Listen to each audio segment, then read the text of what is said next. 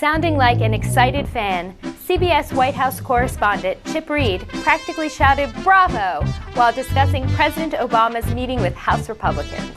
It was extraordinary, and it was a command performance by the president. In fact, some Republicans are wondering if they made a mistake by allowing TV cameras in the room. Wow, this sounds like one of those movie blurbs from the critics who like everything. If only someone had thought to ask the president some challenging questions at some point. Here at the White House, some believe this could be a game changer for the president. As one official put it, this is the best thing the president has done in a very long time. Wow, what a brown noser. I wonder if the other reporters in the White House call him Chocolate Chip. I guess they forgot about the inauguration where even the seagulls were in awe. I mean, you get the feeling that Chip Reid would have called the day after tomorrow a nuanced environmental drama. MSNBC's Keith Olbermann tried and convicted the U.S. Supreme Court for its recent campaign finance decision. This is a Supreme Court-sanctioned murder of what little actual democracy is left in this democracy. It is government of the people, by the corporations, for the corporations. It is the Dark Ages. It is our Dred Scott.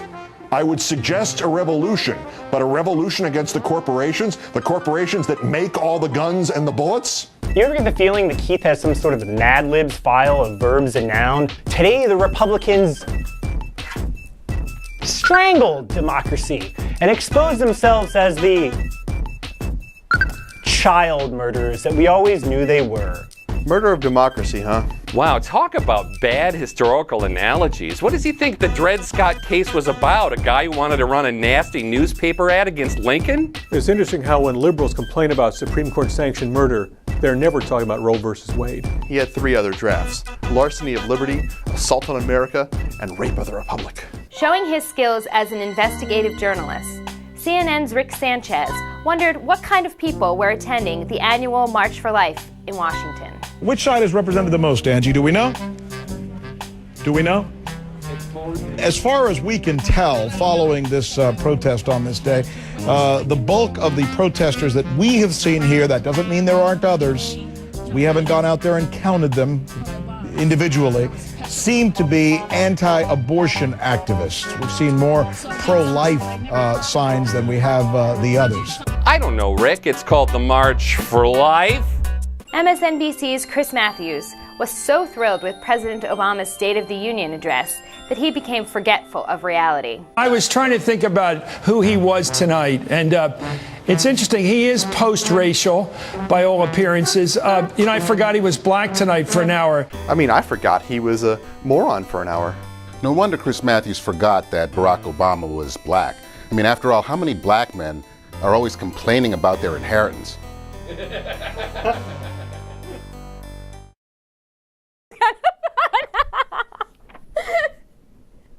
Oh God, I've never been bleeped before.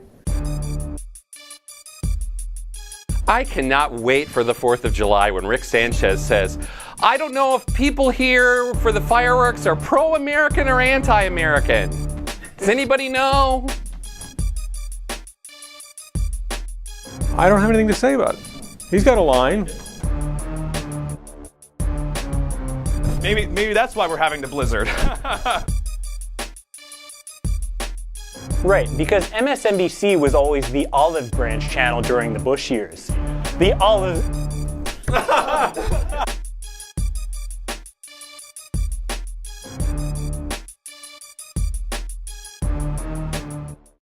All right, I'm ready. Go for it. And now, the what the